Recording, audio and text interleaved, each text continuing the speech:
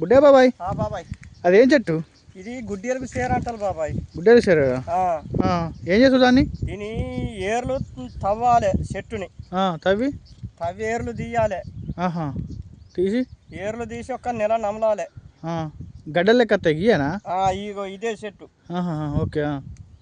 బంతికి బంతి వస్తాయి. వాటిని ఒక నెల నములితే మన నరాలన్నీ గట్టి పడతాయి. మొగతనం అన్నదో గప్పుడే ఏర్పడుతుంది. మొగతనం వస్తుంది దీనికి వచ్చేది మొగతనం. గుడ్డేలు షేర్ చెట్టు అంటారా? గుడ్డేలకు సేర్ అంటారు దీన్ని. శనమార్తి మొక్క అంటే కూడా దీన్ని అంటారు కదా?